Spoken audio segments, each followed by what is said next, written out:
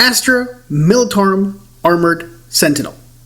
So you picked up one of these bad boys and you're thinking you want to magnetize it, but you're not quite sure how to go about it. Well, as it turns out, welcome to your Average Bear Gaming, where this video we're going to talk all about how to magnetize this guy. I'll show you some of my best approaches, show you some of the things that went wrong and how you could possibly avoid them. I had a really good time getting this project together, and I hope you enjoy it, and I hope you learned something from it. Let's check it out.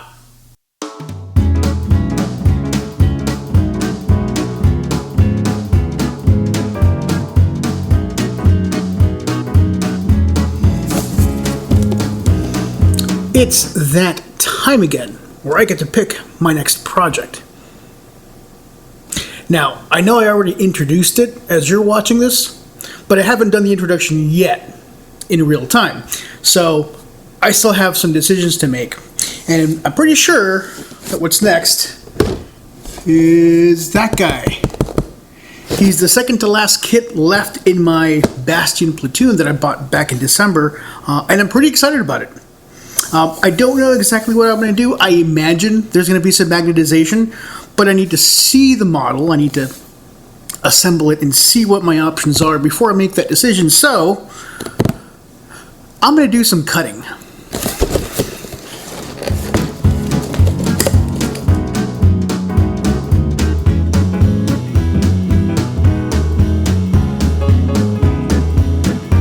So far this build has been fairly interesting. The walker was a little harder to put together than I expected, at least the bottom part. The top part, this head-looking thing, that was pretty straightforward. The legs, though, there's a lot of little pieces, and they're kind of loose, and I don't know, getting everything kind of in place and to stay in place, and then planning out how it's going to stand on the base. It was an interesting process. I ended up gluing down some pieces that I didn't really want to glue down because I wanted to do kind of a dynamic pose, but they don't really stay in place unless you glue them down. So I mean, there's still some mobility. I guess there is still some mobility in this thing. I'm hoping that that's fine and doesn't like fall apart. But it was kind of tough to kind of decide on a stance and a pose at the not a stance, but like a positioning on the base. I thought maybe it was going to be locked in place, so I designed the base sort of kind of at least the physical elements, so that I could kind of decide on how it was going to look. And so one of the considerations also is this thing could have been taller, but I have a limited amount of storage space, and so I'm limited in the verticality. And when you put this on here, it's going to be kind of a tall model. I may end up having to chop these antennae down. It's kind of a shame, but you know, it's some of the decisions that you have to make. But the focus for this video is going to be on the magnetizing. Well, no, I'm not going to lie.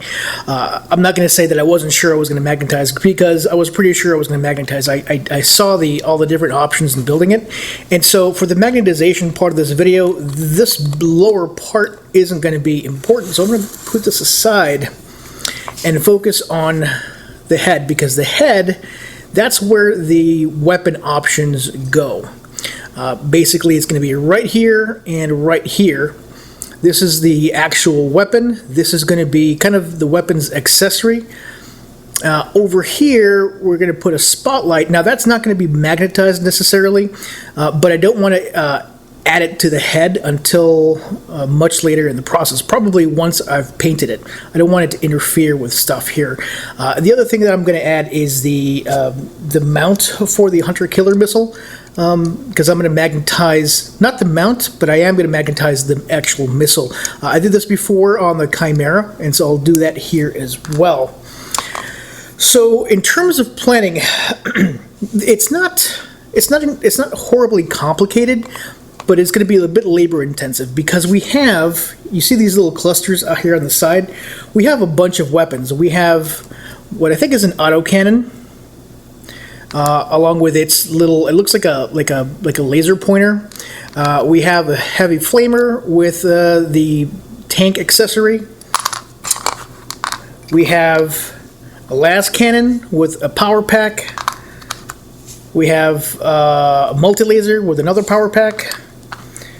We have the heavy, I think this is a heavy plasma or a plasma cannon, and it's got its own little thing here. This is the accessory mount right there, but it's connected to the weapon slightly differently, so I was able to put it all in as a one single piece. There is the missile launcher. This one doesn't have its own accessory pack. It uses the accessory pack. It's this little laser sighter that we had for the autocannon. And we do actually have this chin-mounted chainsword. It's going to go here, and I'm going to magnetize that on there also. I don't know that it's a permanent addition. You might need to pay for it, and if you have to pay for it, then it doesn't have to. Then you want the option of taking it on and off. So there's a lot of stuff happening, but it's all happening most of it's happening in the same place. So all the weapons that I've described, with the exception of the chainsword and this hunter-killer missile, they're all going to go on this side. So basically, I have to prepare here and here. This is where the weapon mount goes. This is where the accessory mount goes, and so I'm going to magnetize here. And then I'm going to magnetize, oh, sorry, not this. So there are really only two places I have to magnetize on the head, but there's a ton of weapons to magnetize, along with their accessories. So it's going to be pretty laser intensive, labor intensive. So I'm going to start right here. I'm going to take this off. This is temporarily added to the model because I don't want to interfere with the painting. So I'm going to set that aside as well. And I'm going to start right here. I'm going to drill a hole and have add as beefy a magnet as I can manage. Here it doesn't have to be pretty beefy, so that little divot that you see right there, little square divot, that's going to be enough. I can probably add a magnet to there, and that should be all she needs. Here I probably want to make it a little beefier than that little circle, that little hole suggests. Yeah. So let's get started on that. Okay, I've selected the magnet size for the main weapon, and like I said, I'm going to go with a pretty beefy one. I believe this is a 1/4 inch in diameter by 1/8 of an inch in thickness, and it's quite a bit wider than the hole that I'm provided here, so I have to widen that hole quite a bit. And it's wide enough that I don't have a drill bit that'll do it. I don't have anything quite that thick. So I'm going to have to use this grinding tool. It's a little rock in the shape of a cone. And even this won't be wide enough to do what I need it to do. But I can wiggle it around to kind of widen things up a bit. It's a bit of a trial and error. But it's worked before. It should do the trick again. Let's get this going.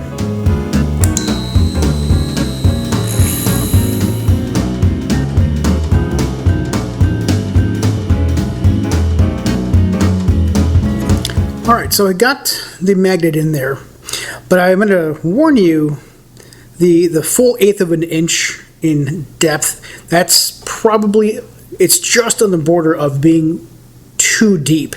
I had partial breakthrough when I was digging this out. I had to use a combination of that grinding tool I showed you earlier and this thing, which is kind of like a sand, I don't know, it cuts out the side of a hole as opposed to going straight in. So it worked, but I would recommend going with a thinner magnet, maybe like a 1/16 size. That should be sufficient. If it's wide enough, like this guy is, I think I said it was a 1/4 of an inch in diameter, then it should be fine. But this part isn't as thick as you think. So I've glued this on. It should be fine. Now I have to decide on the size of this magnet, and I'm not going to go with anything quite as big because I don't need anything quite that big. to support the accessory. So for this, let's see what I've got. Alright, so for this accessory slot, I'm going to use it's a decent sized magnet. These are 1/8 diameter by 1/16 in height. This should be more than enough. A single one of these should be able to hold the accessory packs, even if it's something as big as this power unit.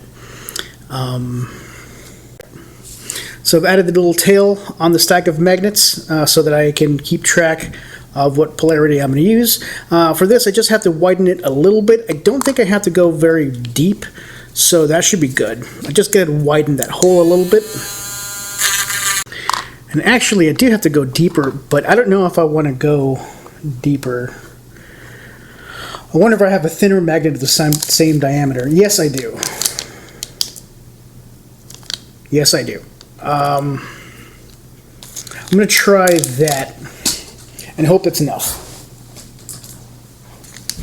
So I think I've mentioned in a previous magnetization video that you probably want to have a good assortment of magnet sizes, because you never really know what size is going to work. I mean, you could if you plan things out and you give yourself plenty of time, but if you want to make sure that you can move on your project without a lot of delays, then you want to make sure to have a sufficient amount of magnets or sizes in order to do the project as you're working on it right then and there.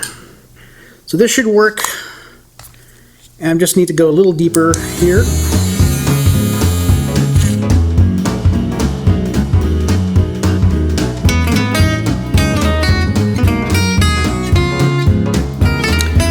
Alright, so that one's in.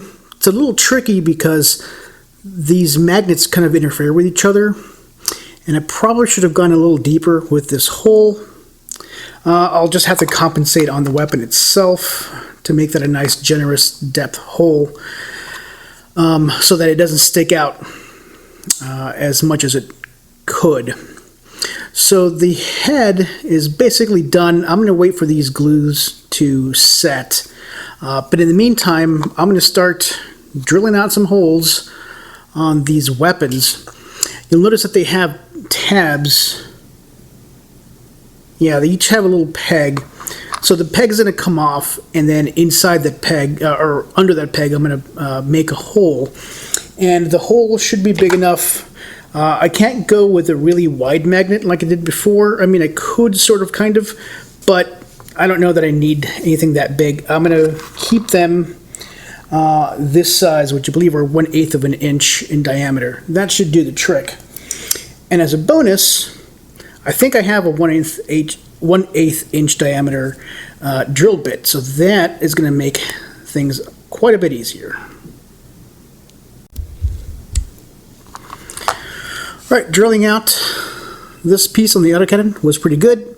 I was able to go and push it by increasing the depth quite a bit, and I was able to get a stack of 2 magnets and still push it in so it's below flush. That means that it should, once it all dries, it should go on to that mount with very little interference. But I did want to point out there's this little piece right here. This is I think it's like a targeting laser or something like that. It's an accessory piece for both the autocannon and the missile launcher, and it's friggin' tiny. And so if you're going to add a magnet to it here, like I'm about to, you can add a smaller magnet. It's very, very tiny. But also, when you drill this out, don't do it on your hand. Like I started to try it, and I was like, you know what? There's danger here. I need to keep my fingers away from the drill bit. So I'm putting it on these tweezers and hoping for the best. Working with this tiny little piece reminds me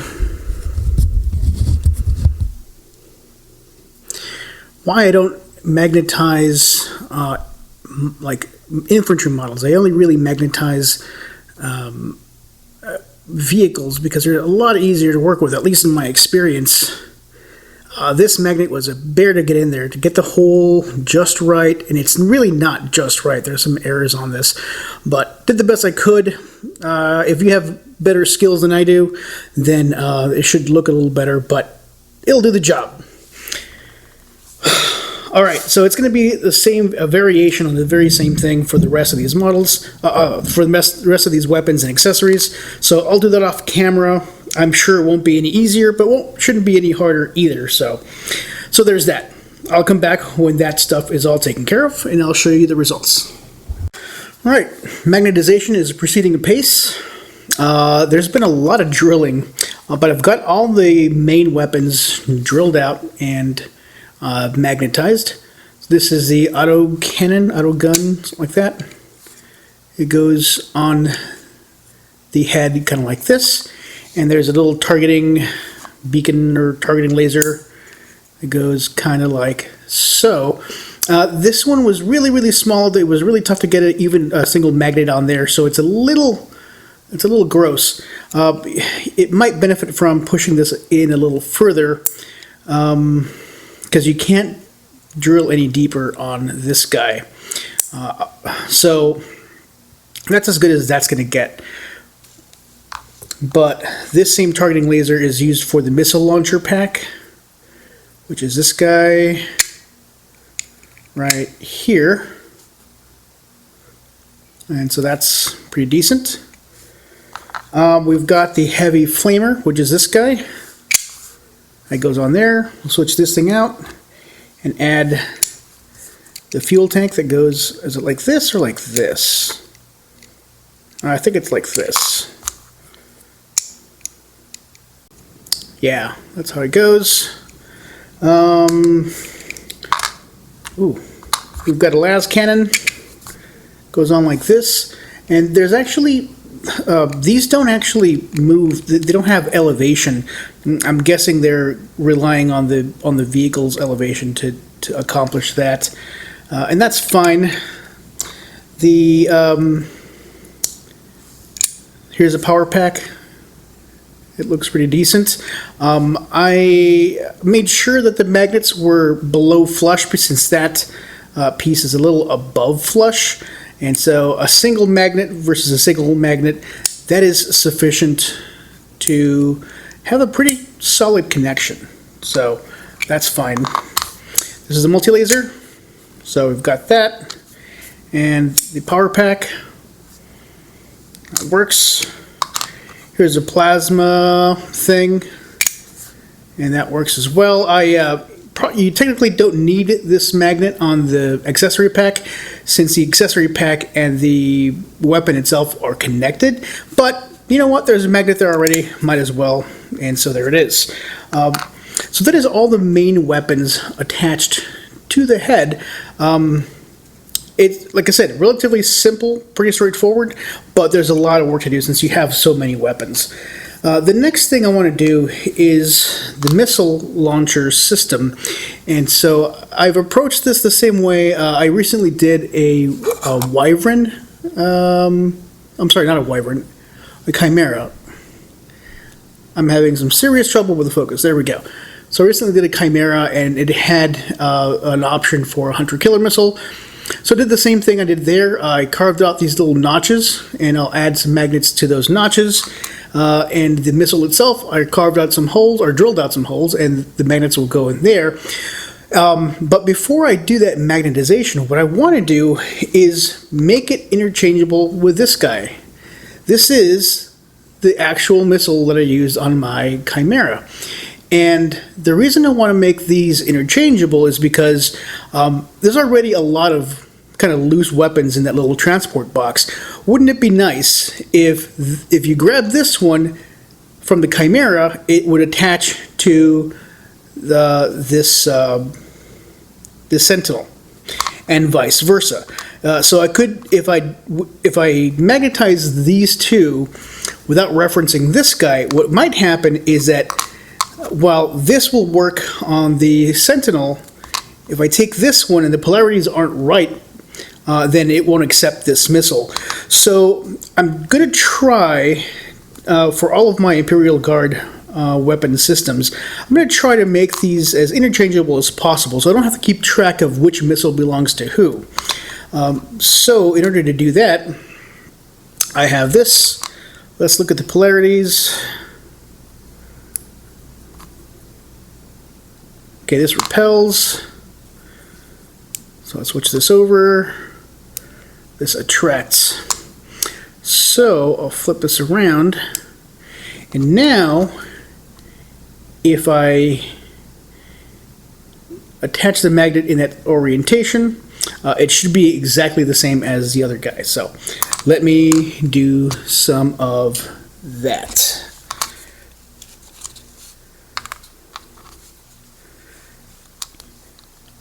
I'm going to do a single stack. Well, I guess a single isn't a stack, is it? It's just a single disc in there. That should be sufficient. It's a pretty light piece.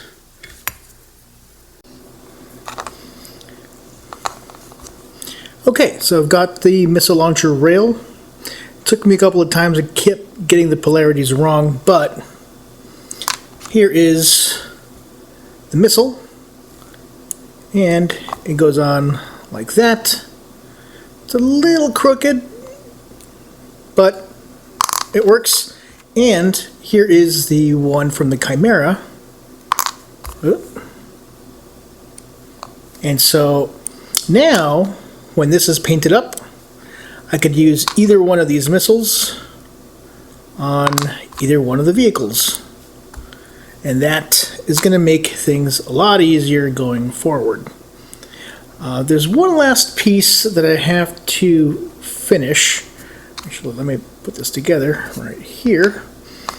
And that is the chin of the Sentinel has a chainsword.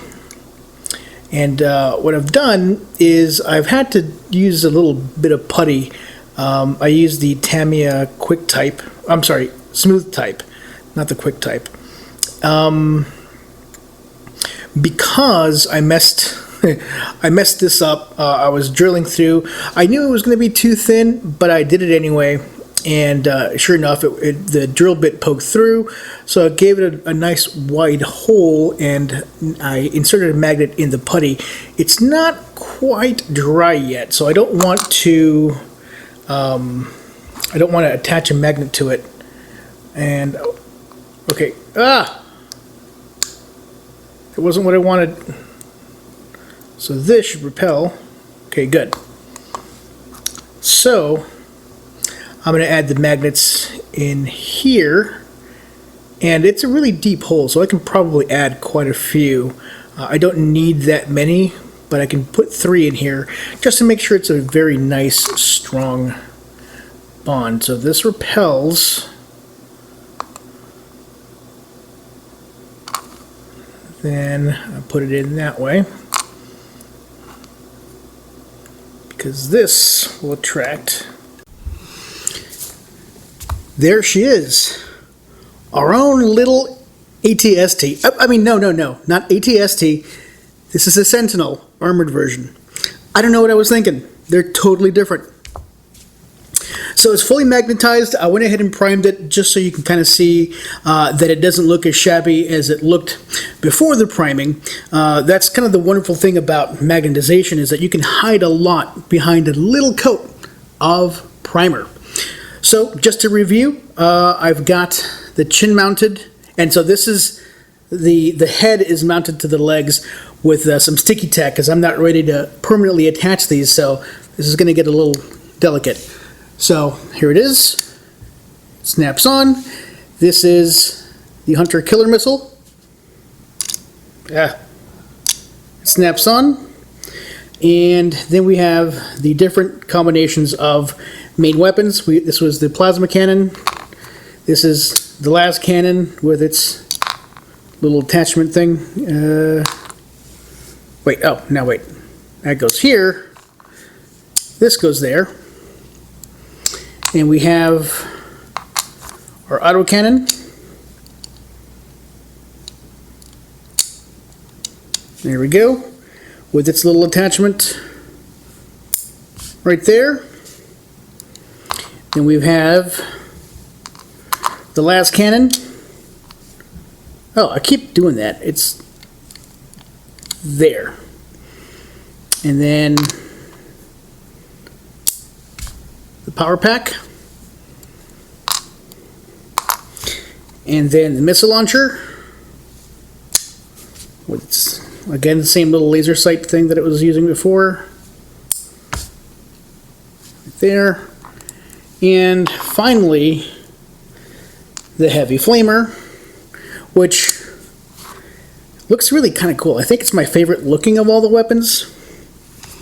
So yeah, here she is, man. It's this was a fun build, but it was also very laborious in that there was a ton of weapon options to modify to mount on here. If you are going to do this, I mean, I'd recommend, just pick a weapon variant and go with that, especially if you've got a squad of these. Like, if you have these in a formation of, like, 3, doing this for every single one of them is going to take you forever. And by the time you're done, you're probably going to hate this model, and it's just bad news all around. So if you've got a large squadron of them, maybe don't be this meticulous. Maybe plan out what you want to build them with typically. Another option is to, give yourself some tactical flexibility, but not the full array, right? So maybe, look, sometimes I'm going to want the heavy plasma, sometimes I want the last cannon, and sometimes I'm just going to want the flamer. Just magnetize those 3 weapons for your squadron, and you're going to be a lot happier with the way this turns out.